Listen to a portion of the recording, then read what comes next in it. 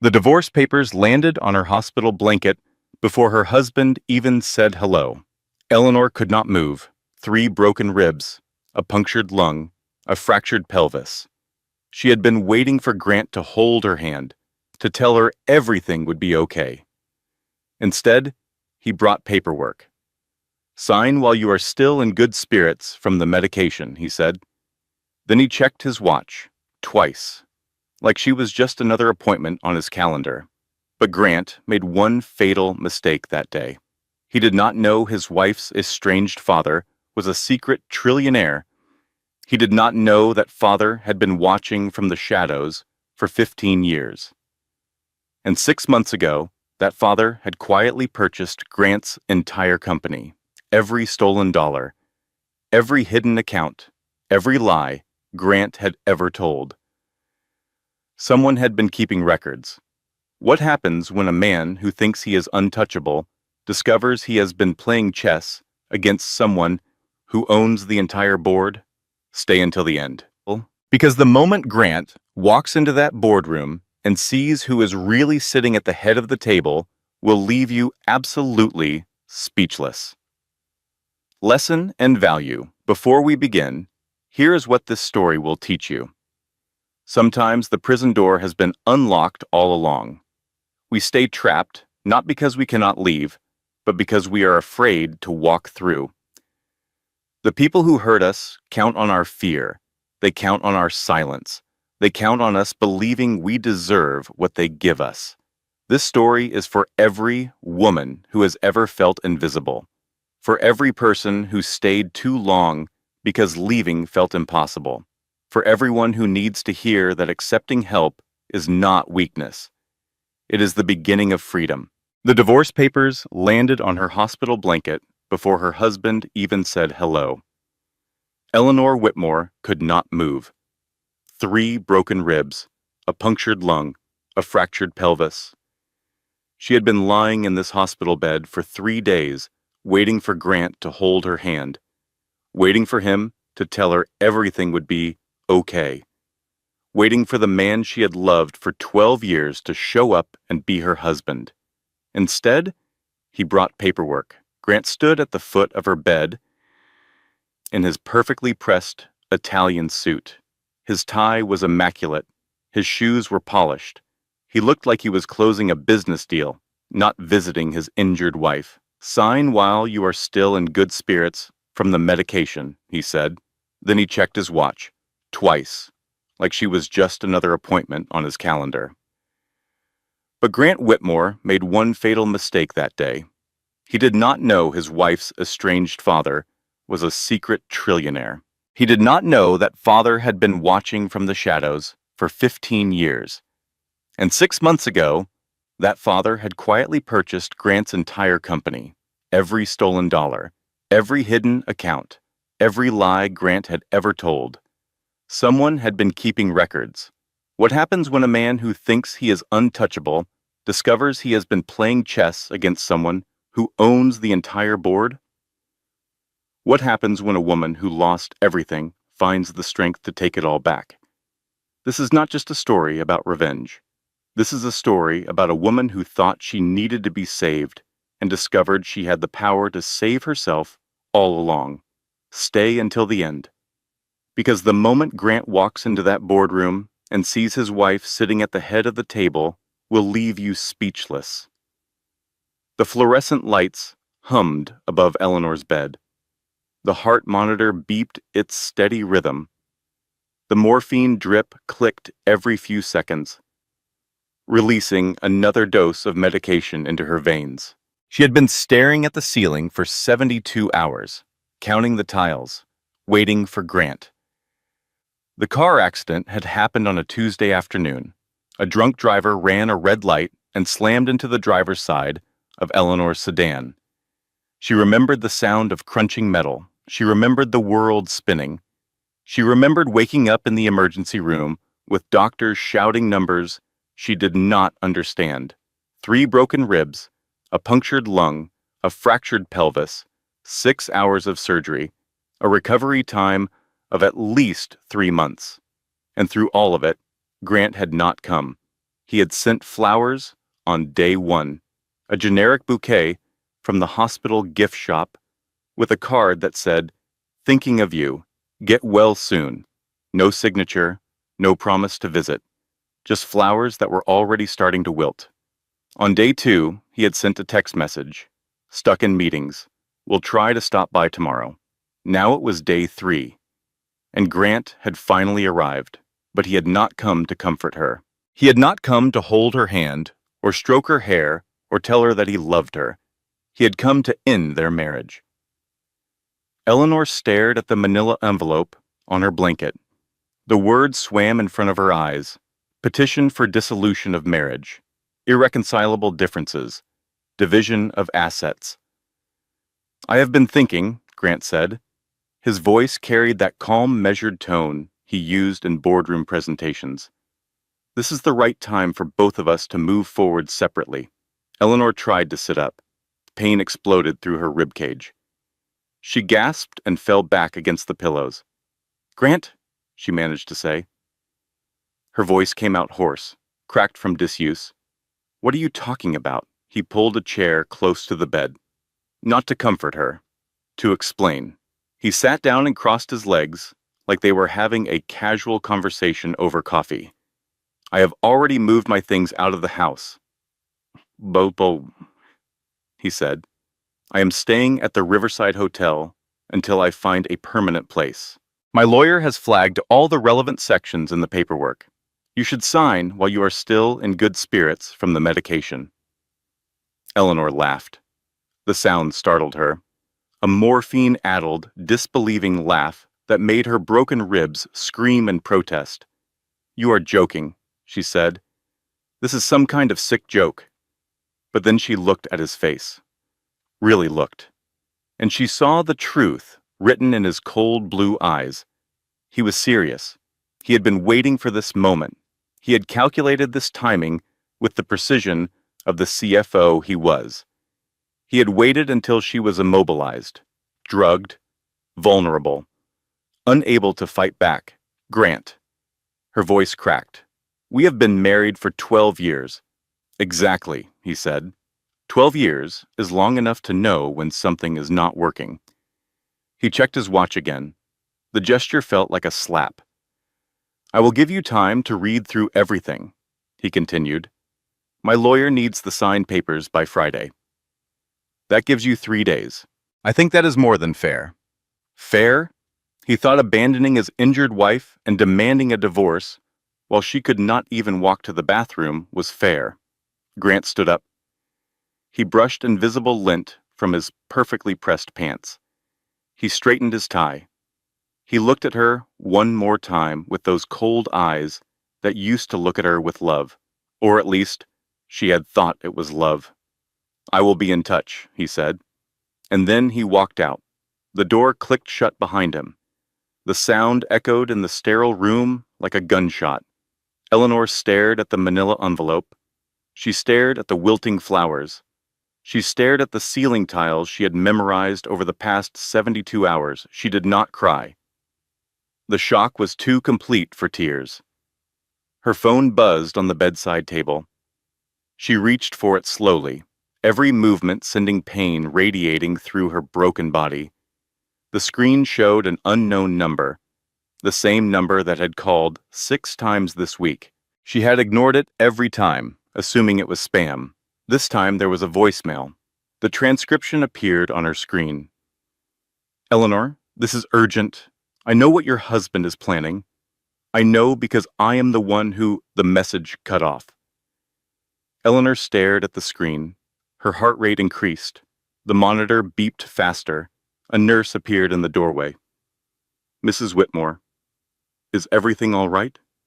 Your readings just spiked." "I am fine," Eleanor said. The lie came automatically. "Just a bad dream." The nurse checked her vitals, adjusted her medication, fluffed her pillow with practiced efficiency.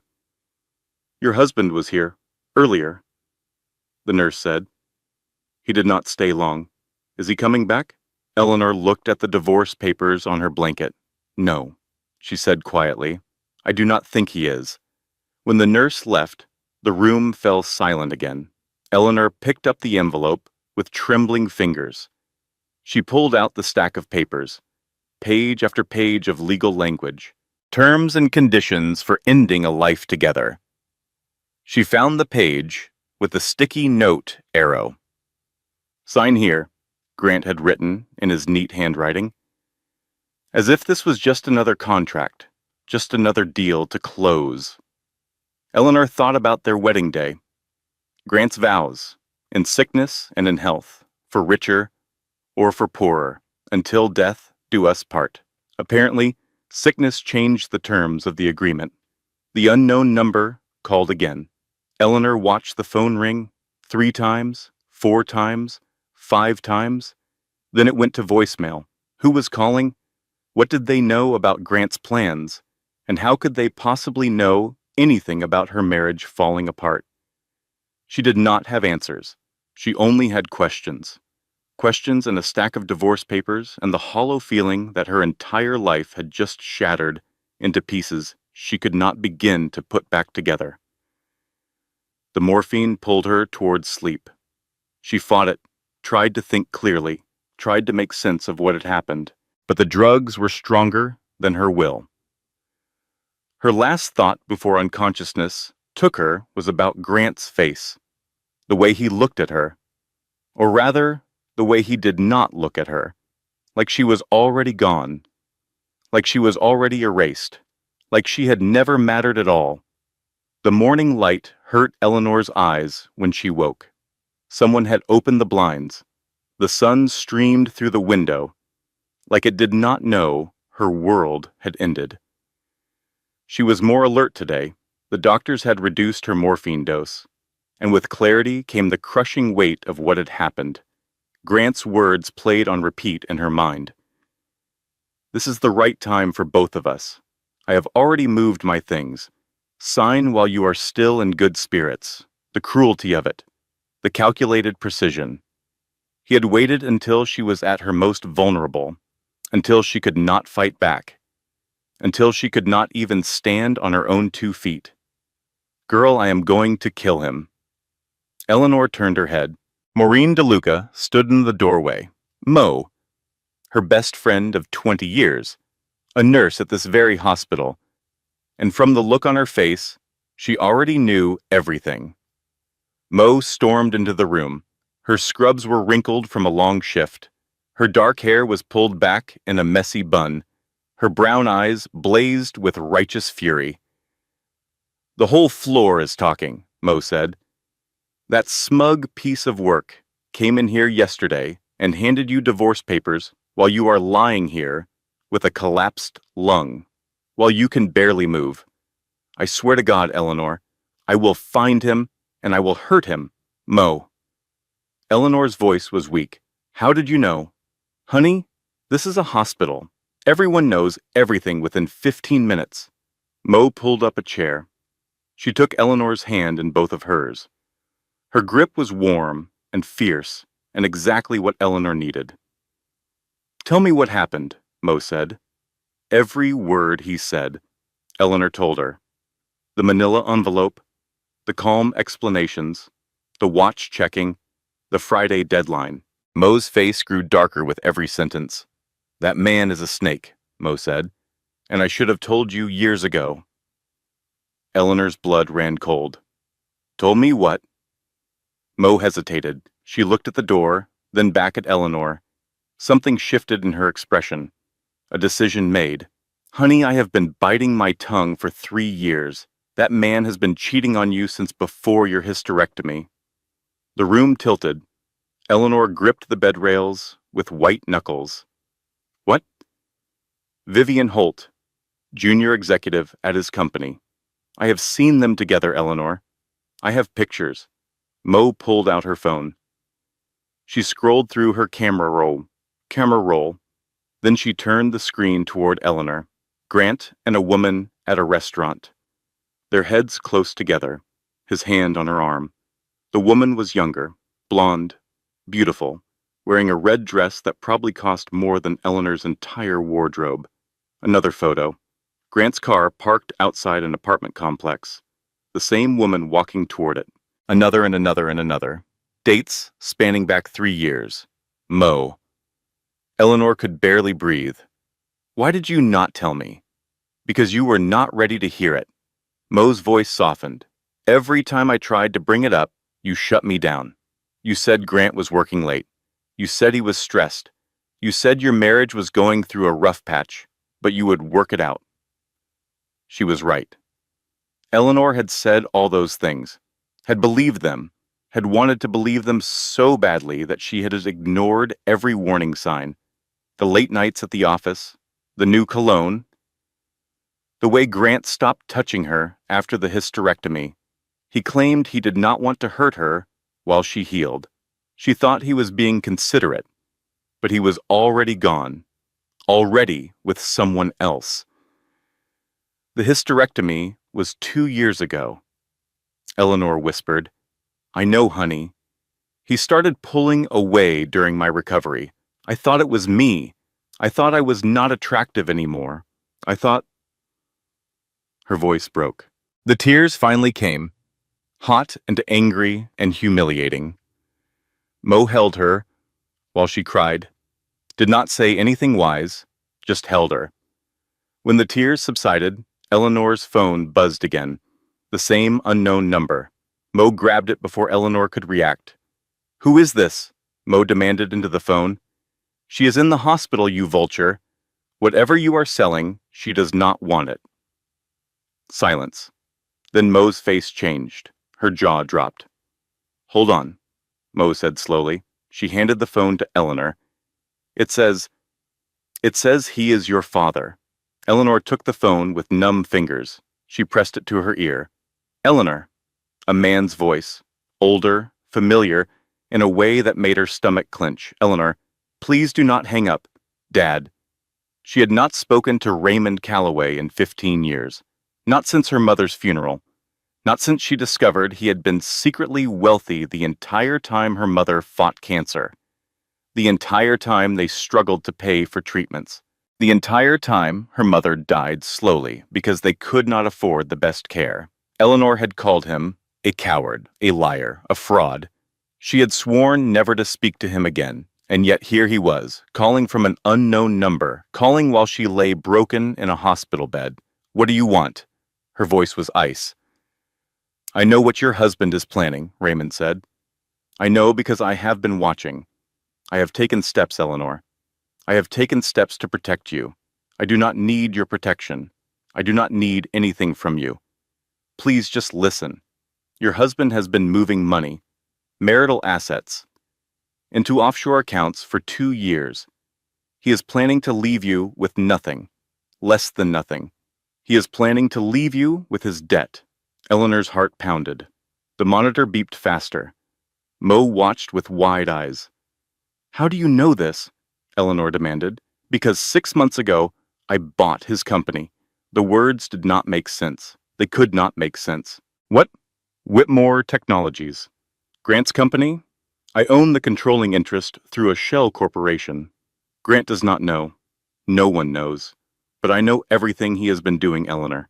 Every dollar he has stolen. Every lie he has told. And I can help you if you will let me. Eleanor's hand shook. The phone nearly slipped from her grasp. Why? She asked. Why would you do this? You have not spoken to me in 15 years. You let Mom die. You let her die when you could have saved her. Why would you suddenly care about my marriage? Silence on the other end. Then quietly, I have cancer, Eleanor. Pancreatic. Stage 4. I have perhaps a year, and I did not want to die with you hating me. The phone fell from Eleanor's hand. It clattered onto the hospital blanket. Raymond's voice continued, tiny and distant. Eleanor? Eleanor? Are you there? Mo picked up the phone. She said something Eleanor could not hear. Then she ended the call. What the hell was that? Mo asked. Eleanor stared at the ceiling, at the tiles she had counted last night. Her cheating husband wanted a divorce. Her dying father wanted forgiveness, and she was trapped in a hospital bed, unable to run from either of them. I do not know, she whispered. I do not know anything anymore. The next morning, A man Eleanor did not recognize walked into her hospital room. He wore an expensive gray suit. He carried a leather briefcase, and he introduced himself as Dennis Oakley, attorney at law. "I work for your father," Dennis said. He set the briefcase on the chair Mo had occupied yesterday. "He asked me to bring you some documents and some explanations." Eleanor's first instinct was to throw him out, to scream at him to leave. But something stopped her. Maybe it was the calm way he spoke. Maybe it was the exhaustion weighing her down. Maybe she just needed answers. "Talk," she said. Dennis opened his briefcase. He pulled out a folder thick with papers. "6 months ago, your father acquired a controlling interest in Whitmore Technologies. That is your husband's company. He did this through a shell corporation called Callaway Holdings. The acquisition was entirely legal and entirely secret." "Why?" Eleanor asked. "Why would he buy Grant's company?" "Because 3 years ago, your father hired private investigators to keep an eye on you from a distance. He wanted to know you were safe, that you were happy." Dennis paused. He looked at Eleanor with something like sympathy in his professional eyes. He discovered you were neither. 3 years. The same amount of time Grant had been having his affair, the same amount of time Eleanor had been telling herself everything was fine. "The investigators found evidence of your husband's infidelity," Dennis continued. "They also found evidence of financial misconduct. Your husband has been embezzling from his own company. Small amounts at first, then larger. He has been hiding the money in offshore accounts he set up using your name without your knowledge." Eleanor felt sick. "My name? If the embezzlement is discovered, you would be implicated. You would potentially face criminal charges. Your husband has been setting you up to take the fall for his crimes." The room spun. Eleanor gripped the bed rails. "That is not possible. Grant would not. He could not." But even as she said the words, she knew they were not true. Grant could. Grant would. Grant had already proven he was capable of anything.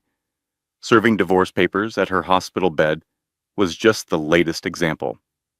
"Your father bought the company to protect you," Dennis said. "He now controls the investigation into the embezzlement. He can ensure the evidence points where it should point. At your husband, not at you." Eleanor's mind raced. She thought about her wedding day, Grant's vows, his promises, the way he looked at her like she was the center of his universe. She remembered their honeymoon in Italy, walking hand in hand through Florence, Grant pointing out architecture and history with the enthusiasm of a little boy. She had fallen deeper in love with him in those 2 weeks than in their entire courtship. She remembered coming home from the hospital after her hysterectomy, the flowers Grant sent to her room, the card that said, "We do not need children. We have each other." She had cried happy tears, but now those memories were tainted. Now she saw them through a different lens. Grant sending flowers because he felt guilty. Grant saying they did not need children because he was already planning to leave. Grant's enthusiasm on their honeymoon masking his true nature. A performance. All of it, a 12-year performance. "Mrs. Whitmore?" Dennis's voice pulled her back. "Are you all right?" "No," she said. "I am not all right. My husband has been cheating on me for 3 years. He has been stealing money and setting me up to take the blame. He served me divorce papers while I can barely breathe. And now you are telling me my estranged father has been watching me this whole time, like some kind of guardian angel. He prefers the term concerned parent. He let my mother die." The words came out harsh, bitter. He was rich. He could have paid for the best doctors, the best treatments. Instead, he hid his money and let her suffer. Dennis was quiet for a moment. Then he said something that surprised her. "Your mother asked him to." Eleanor froze. "What?" "Your mother knew about the money.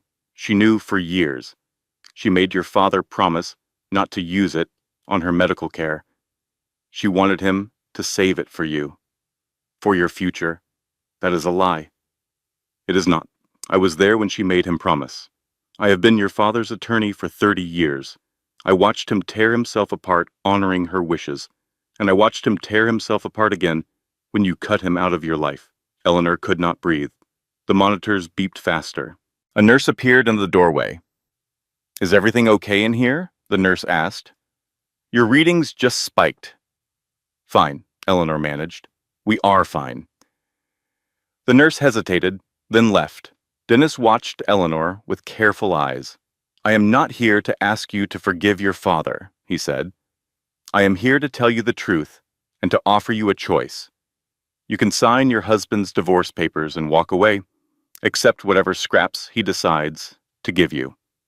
Or you can fight, with your father's resources behind you. I do not want his resources. I do not want his help. Then what do you want? The question hung in the air. What did she want? She did not know anymore. She had wanted a happy marriage. She had wanted to grow old with Grant. She had wanted children before the doctors took that possibility away. None of those things existed anymore. They had never existed. They were illusions built on Grant's lies. Dennis stood up. He placed a flash drive on her bedside table. This contains everything, he said. Bank records, emails, wire transfers, proof of every dollar your husband has stolen, every account he has hidden, every lie he has told his board of directors. He handed her a business card. Call me when you decide what you want to do. Your father is prepared to help you, but only if you want his help. The choice is entirely yours. He left the room. The door clicked shut behind him. Eleanor stared at the flash drive. Such a small thing. Such enormous implications. She picked up her phone. She scrolled through 3 years of photos. Looking for the truth she had refused to see. There. A company Christmas party. Grant in the background. Turned slightly away from the camera. A blonde woman at his elbow. Vivian Holt. There. A weekend trip to Napa Valley. Grant checking his phone while Eleanor posed with a wine glass. His expression distant. His mind somewhere else. There. Their anniversary dinner last year. Grant's smile that did not reach his eyes. Eleanor beaming at the camera. Oblivious. She scrolled and scrolled. The evidence was everywhere. In plain sight. She had just refused to see it. That night, alone in her hospital room, Eleanor made a decision.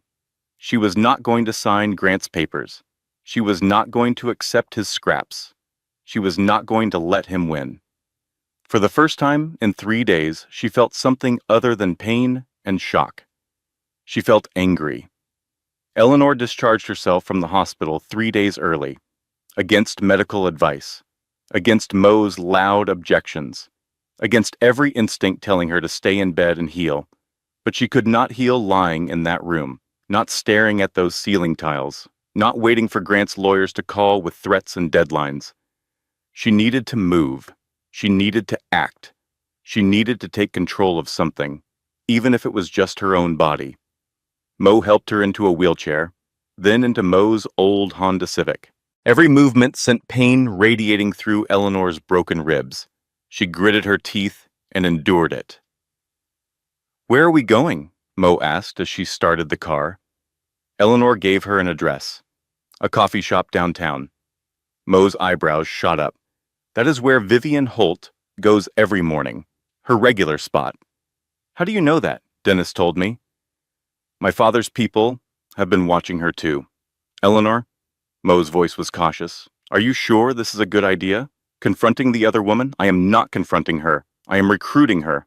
The coffee shop was small and upscale. The kind of place that served $8 lattes and organic pastries. Eleanor sat at a corner table, with her walker beside her. Mo waited in the car, ready to intervene if things went wrong. Vivian Holt walked in at exactly 8:15, blonde, beautiful, younger than Eleanor by 4 years. She wore a tailored dress and carried herself with confidence. She looked like a woman who had everything figured out, until she saw Eleanor. Then her face went pale. Eleanor waved her over. Vivian hesitated at the door. For a moment, Eleanor thought she would run. But then something shifted in her expression. A decision made. She walked to Eleanor's table and sat down. "I was wondering when you would find me," Vivian said. "You were expecting this?" "I was expecting something. Grant's wife showing up at my coffee shop seemed inevitable." Eleanor studied the woman across from her, looking for smugness, for triumph, for the satisfied smile of a mistress who had won. She did not find any of those things. Instead, she saw fear, exhaustion, and something that looked almost like relief. "You are not what I expected," Eleanor said. "Neither are you." Vivian glanced at Eleanor's walker, at the careful way she was sitting. "I heard about your accident and about the divorce papers. Everyone at the company heard. Does everyone also know about your affair with my husband?" Vivian flinched. "Some people suspect." Grant was not exactly subtle. No, he was not. Silence fell between them. A barista called out someone's order. An espresso machine hissed and steamed. "I did not know he was married," Vivian said quietly. "Not at first. He told me he was divorced. By the time I learned the truth, I was already in too deep." Something shifted in Eleanor's understanding. She had come here expecting to hate this woman, expecting to find a villain. Instead, she was finding another victim. "You tried to end it," Eleanor said. "It was not a question." 3 times. Vivian's hands trembled around her coffee cup. "And every time he threatened me, my job, my reputation, my career, he said he would destroy me if I ever told anyone about us." Eleanor leaned forward. This was what she had come for. "What else did he threaten you about?" Vivian looked around the coffee shop, making sure no one was listening. Then she leaned in close. "Grant has been using me to move money," she whispered. "Accounts in my name that I never signed up for. Wire transfers through my bank that I never authorized. If anyone investigates the embezzlement, my name is all over it. I could go to prison, Eleanor, for crimes I did not commit." Eleanor felt the pieces clicking into place. Grant had not just been having an affair. He had been using Vivian the same way he had been using Eleanor. Another pawn, another fall guy, another person to blame when his house of cards collapsed. "You have proof?" Eleanor asked. "I have everything. Bank statements, emails, recordings. I have been collecting them for months, trying to figure out how to get out without going down with him." "Why did you not go to the police?" "Because Grant threatened me." Vivian's voice dropped even lower. "He said if I ever talked, he would make sure I took the blame for everything. He said he has connections, lawyers, people who could destroy me. I believed him." Eleanor thought about the flash drive in her pocket. The evidence her father had collected. Evidence that could exonerate both of them. And bury Grant forever. "What if I told you there was another way?" Eleanor said. "A way to expose Grant without either of us taking the fall." Vivian's eyes widened. "How?" "My father owns Grant's company." "Grant does not know. No one knows. But my father has access to everything. Every document, every transaction, every lie Grant has ever told." The words hung in the air. Vivian stared at Eleanor like she was speaking a foreign language. "Your father owns Whitmore Technologies, controlling interest, through a shell corporation. That is not possible. The parent company is some European conglomerate. Callaway Holdings or something. Callaway is my maiden name." Vivian's mouth fell open. She sat back in her chair. Her coffee sat forgotten between them. "Why are you telling me this?" Vivian finally asked. "Because I need your evidence, the things you have collected, to add to what my father already has. And in return, I make sure the investigation clears your name. Every document you were forced to sign gets traced back to Grant's forgery. Every account in your name gets connected to his criminal activity. You walk away clean. That sounds too good to be true. Maybe it is, but I am offering it anyway." Vivian reached into her purse. She pulled out a small flash drive, identical to the one Eleanor's father had given her. I have been carrying this with me every day for 6 months, Vivian said, waiting for the right person to give it to, waiting for someone who could actually do something with it. She slid the flash drive across the table. I am not doing this for you, Vivian said.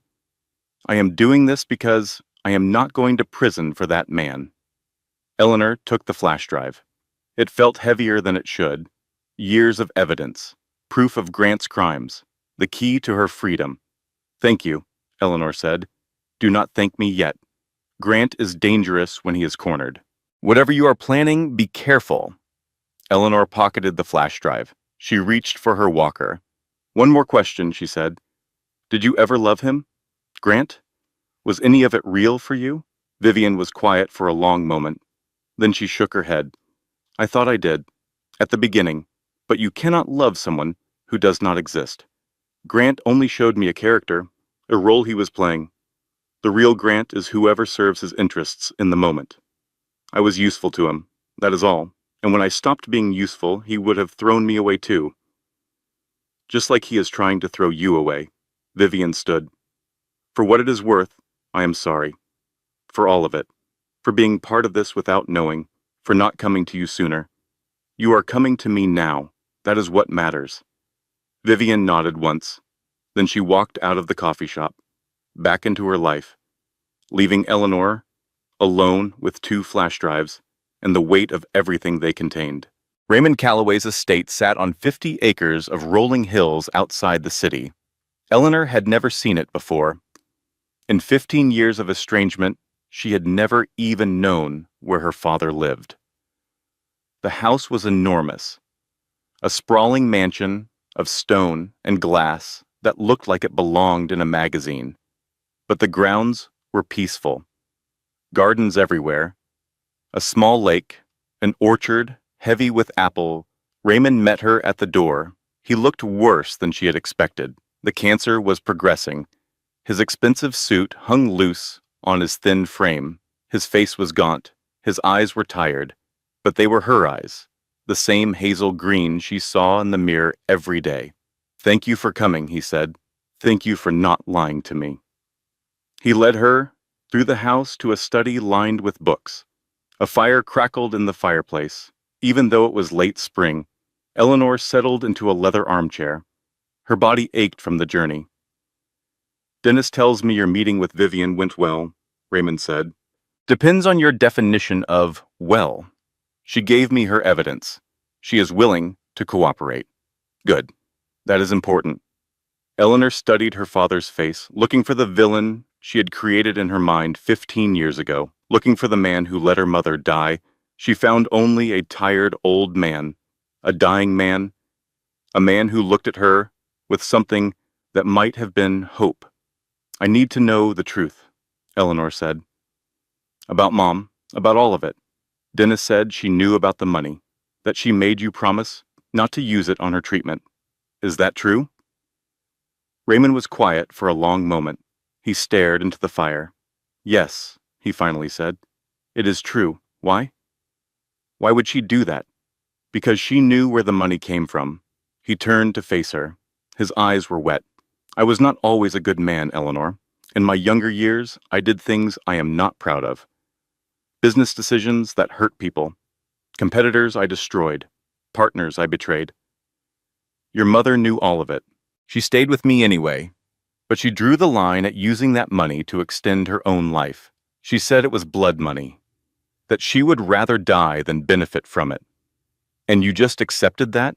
You just let her die? What choice did I have? Raymond's voice cracked. She was my wife. She made me promise on everything I held sacred. She made me swear I would honor her wishes. And I did. Even though it destroyed me. Even though I have regretted it every single day since. Eleanor felt tears threatening. She blinked them back. If you want to hate me, you have every right, Raymond continued. I hate myself. I have hated myself for 15 years, but your mother wanted something else from me. She wanted me to watch over you, to protect you from a distance, to only intervene if you truly needed help. He reached into his desk drawer, pulled out a stack of envelopes. Old envelopes, yellowed with age, tied together with a faded ribbon. "These are her letters," Raymond said. "She wrote them for you.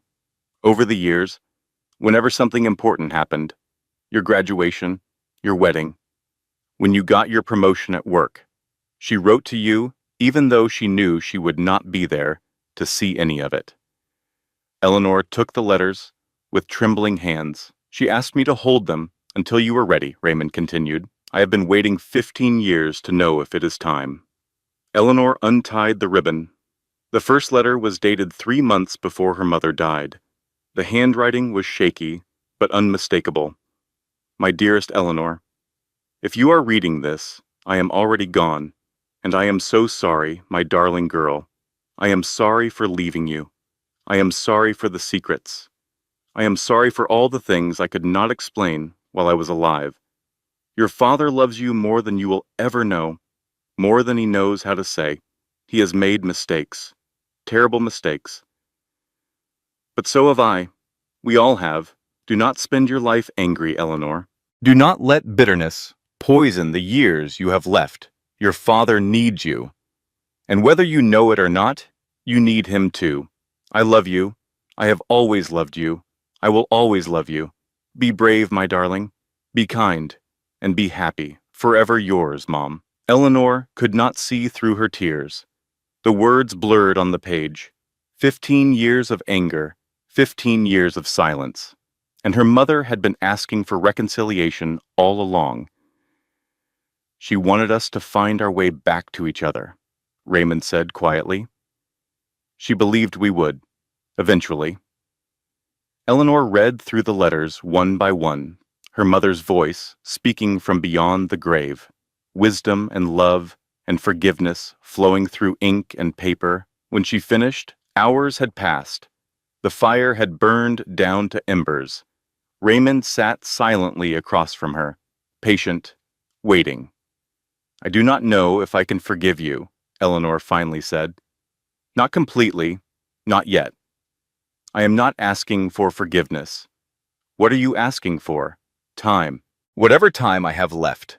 I do not want to die as strangers." Eleanor looked at her dying father, at the man she had hated for 15 years, at the man who had been watching over her all along. "I do not want that either," she said. She did not hug him. They were not there yet. But she reached out and took his hand. His grip was weak, fragile, the grip of a man who knew his days were numbered. "What do you want to do about Grant?" Raymond asked. "I want justice," Eleanor said, "for both of us, for Vivian, for everyone he has hurt. And if he will not give you justice willingly, then we take it from him." Raymond smiled. It was a sad smile, but there was pride in it too. "Your mother would be proud of you," he said. "I hope so." Eleanor squeezed his hand. "I really hope so." 2 weeks later, Eleanor met Grant for dinner. His choice of restaurant, his choice of time. He thought he was in control. He was not. Eleanor arrived first. She had chosen her outfit carefully. A navy blue dress that made her look confident. Her mother's pearl earrings. Heels that hurt her still healing pelvis. Every piece selected as armor for the battle ahead. She could walk now without the walker. Slowly, painfully, but on her own 2 feet. That mattered. Grant walked in at 7 sharp. He wore his charming smile like a mask. He kissed her cheek like they were old friends catching up. He ordered a bottle of wine without asking what she wanted. He always did that. "You look good," Grant said. "Much better than when I saw you at the hospital." "Thank you. I am healing. I am glad you wanted to meet. I think we should handle this like adults. No drama, no lawyers drawing things out, a clean break." Eleanor sipped her wine. It was a good vintage. Grant always had excellent taste in wine. Terrible taste in morality, but excellent taste in wine. "I have had my lawyer draw up a revised settlement offer," Grant continued. "More generous than the original. I think you will find it fair." "How generous?" "The house. Your car. Enough to cover your medical expenses. It is more than reasonable, Eleanor. More than reasonable. He was offering her crumbs from a table he had been secretly clearing for years. Offshore accounts, hidden assets, stolen money.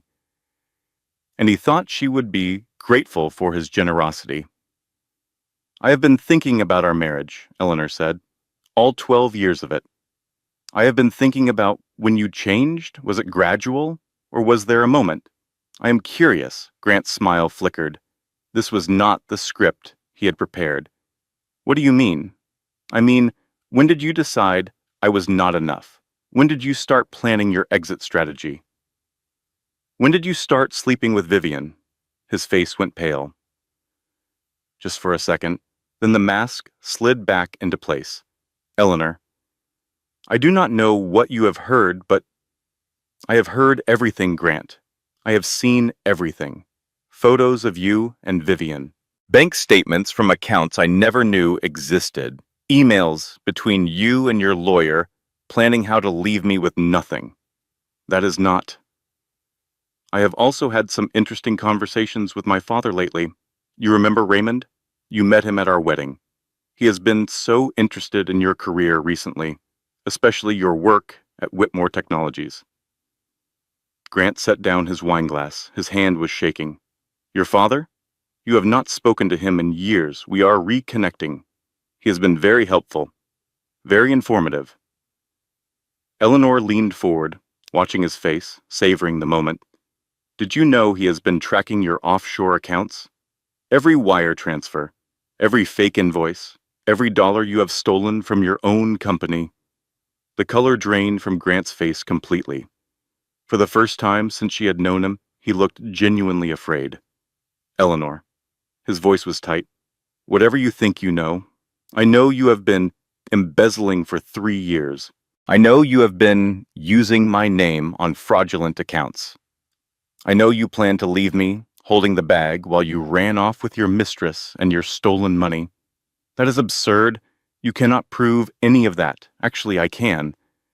Vivian was very cooperative. She had quite a collection of evidence. It matches perfectly with what my father's investigators found. Grant's jaw clenched.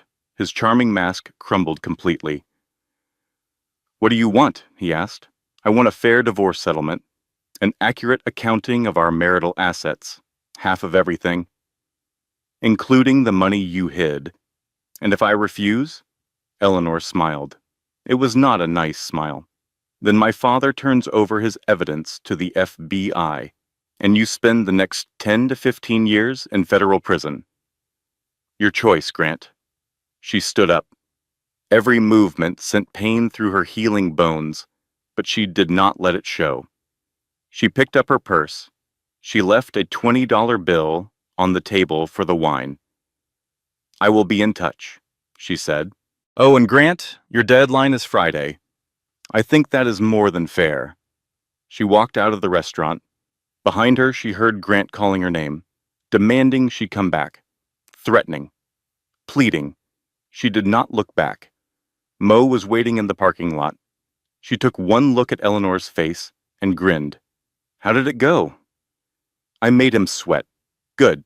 He deserves to sweat. He deserves a lot worse than sweating. Eleanor climbed into the car. The adrenaline was wearing off. Her hands started to shake. I cannot believe I did that, she said. I cannot believe I just threatened my husband with federal prison. Ex-husband. Soon-to-be ex-husband. Right. Soon-to-be ex-husband. Eleanor laughed. The sound surprised her. It felt good. Mo started the car. Where to now?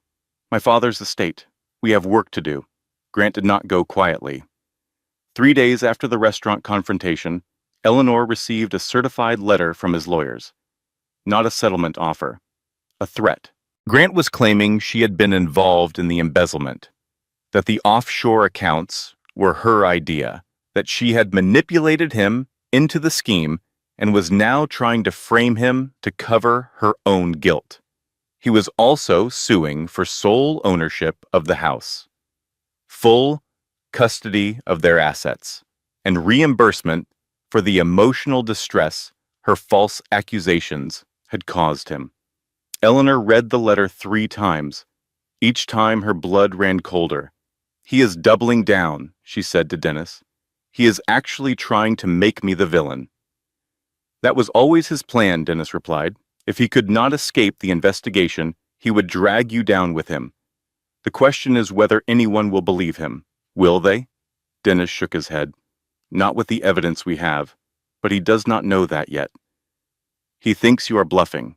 He thinks your father's involvement is a lie. So what do? We call his bluff." The next week was a blur of legal meetings and strategic planning. Dennis assembled a team of lawyers, forensic accountants, private investigators, all working to build an airtight case against Grant. But Grant had resources too. Connections, friends in high places.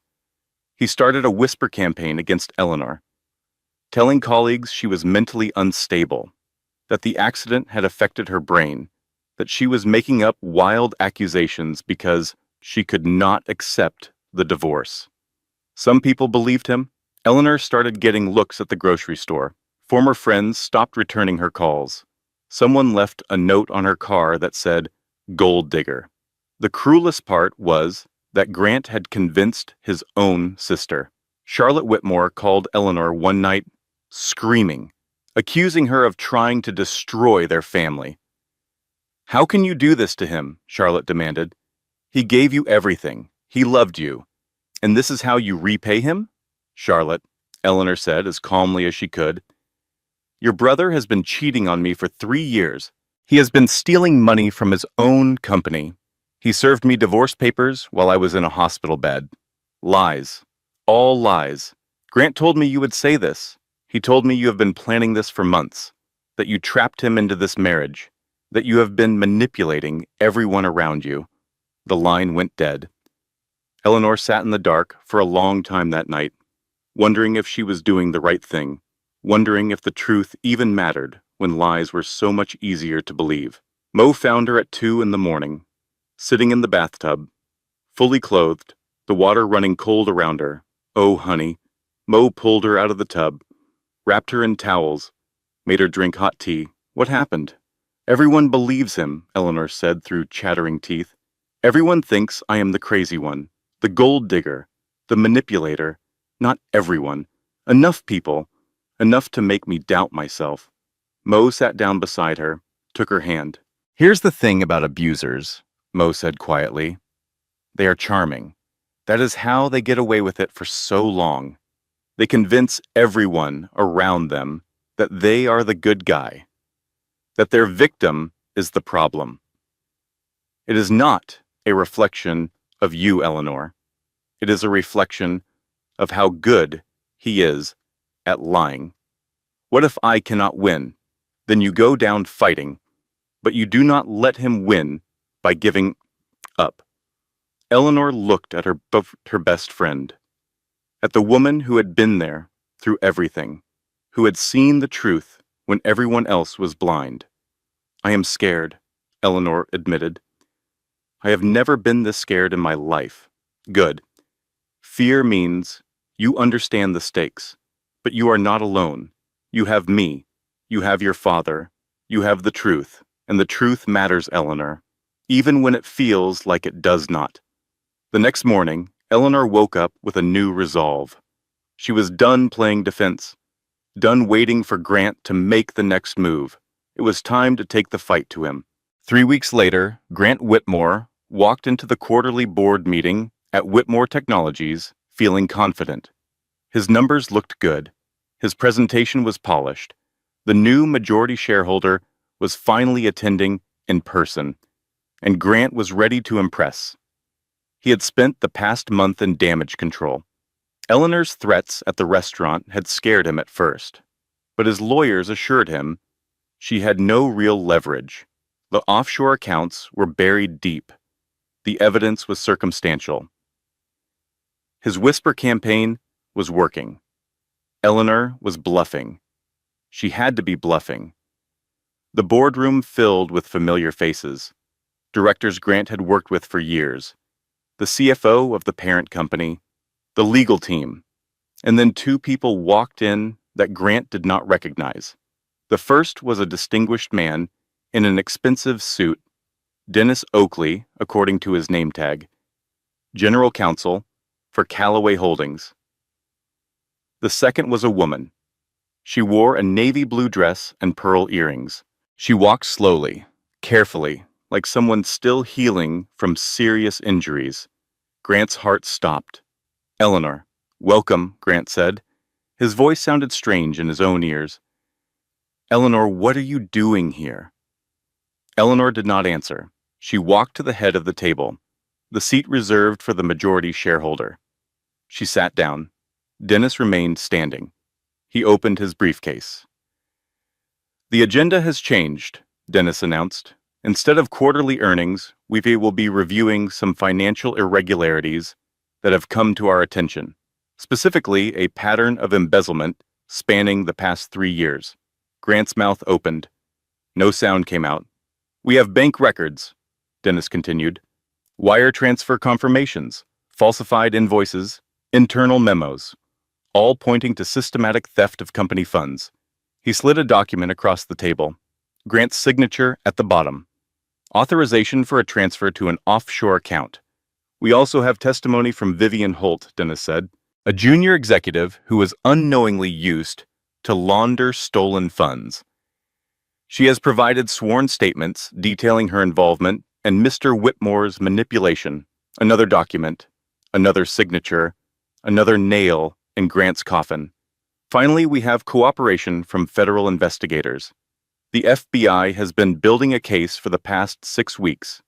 Today's meeting will determine whether this company cooperates fully with their investigation." Grant found his voice. "This is absurd. These documents are fabricated. This is a hostile takeover disguised as a criminal investigation."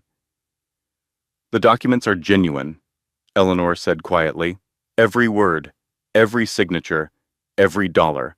I have forensic accountants who can verify every transaction.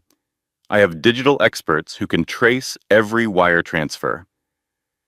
She stood up, walked slowly to where Grant sat, looked down at him with eyes that held no pity, no fear, only truth.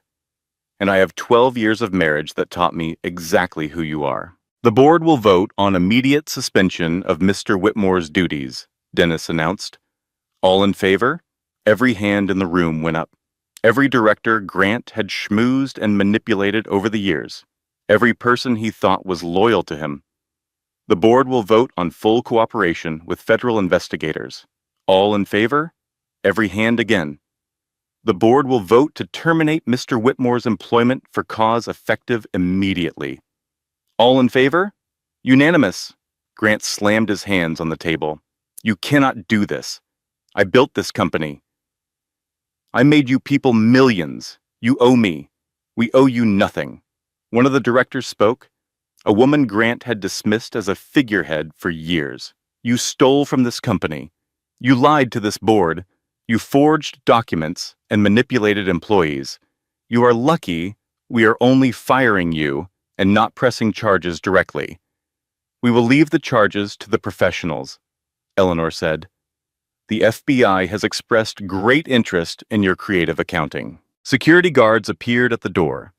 Grant looked around the room one last time, searching for an ally, a friend, anyone who might help him. He found no one. They escorted him from the building. He carried a cardboard box of personal items, his nameplate, his diplomas, a photo from his wedding that he left in the parking lot. Eleanor watched from the window of the boardroom. Mo stood beside her. "How do you feel?" Mo asked. "I do not know," Eleanor said honestly. "I thought I would feel satisfied, triumphant. I just feel tired." "That is okay." Mo put an arm around her. "You just ended a war. You are allowed to be tired." Eleanor watched Grant's car pull out of the parking lot, watched him drive away from the life he had destroyed through his own greed and cruelty. It was over, almost. The divorce was finalized 6 months later. Grant had pleaded guilty to reduced charges. His lawyers negotiated a deal: 18 months in minimum security, a fine he would struggle to pay. The permanent end of his career in finance. Eleanor did not attend the sentencing. She did not need to see him in handcuffs. She did not need closure that came from watching him suffer. She needed peace, and peace would not be found in a courtroom. The settlement gave her half of the legitimate marital assets: the house, her car, enough money to start over. The stolen funds were recovered and returned to the company. Vivian Holt's name was cleared completely. She moved to Seattle afterward, started over in a different industry. Charlotte Whitmore reached out 2 months after the trial, a tearful voicemail apologizing for everything she had said, begging for forgiveness. Eleanor called her back. They met for coffee. It was awkward at first, painful, but Charlotte was genuinely sorry. She had not known the truth about her brother. She had believed his lies the way everyone believed his lies. They became friends, unlikely friends. But sometimes the people who understood you best were the ones who shared the perpetrator. Raymond's cancer continued to advance, but the relationship between father and daughter continued to grow. Eleanor visited every Sunday. They sat in his study, read her mother's letters together, talked about the past and the future and everything in between.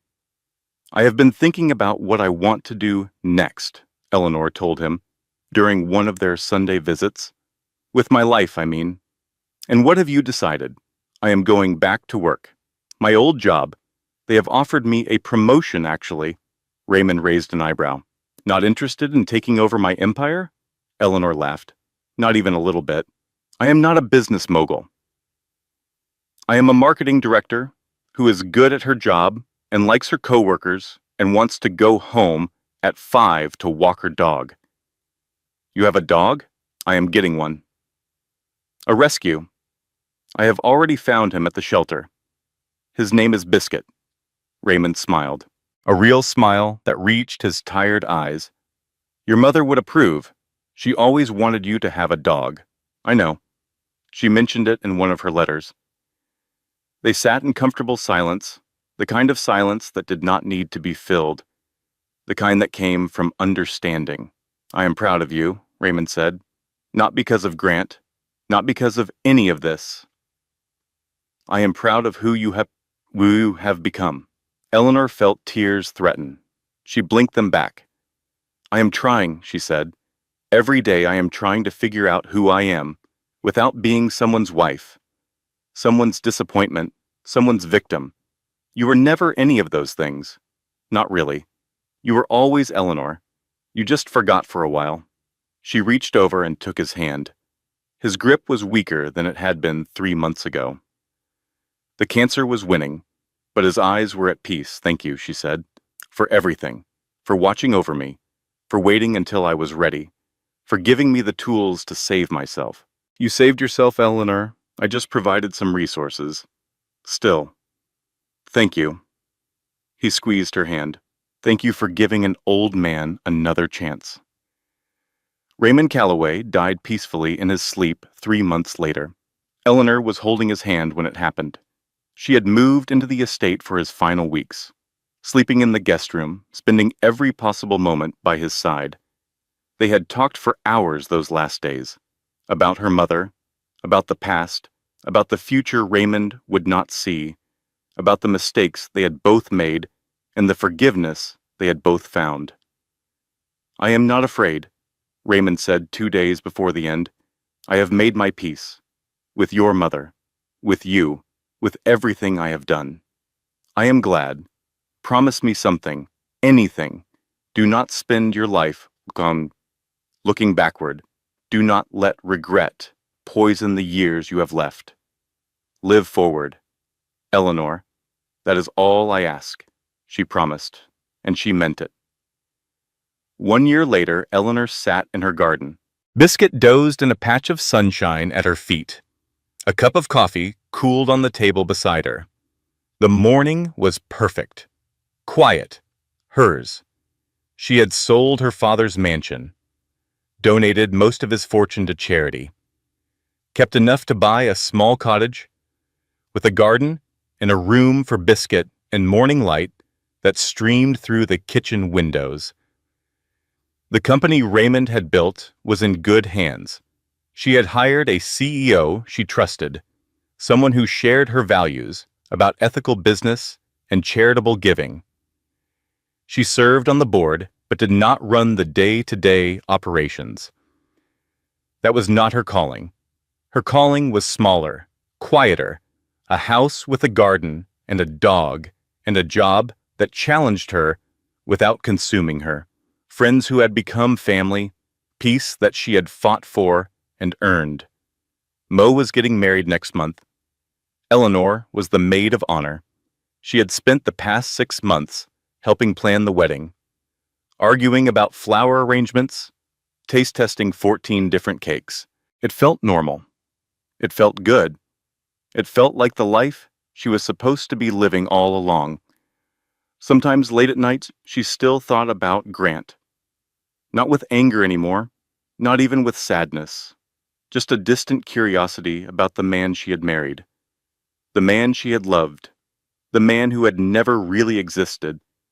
He was out of prison now, living in another state, working some anonymous job, his reputation destroyed, his empire gone, his charm exposed for what it always was.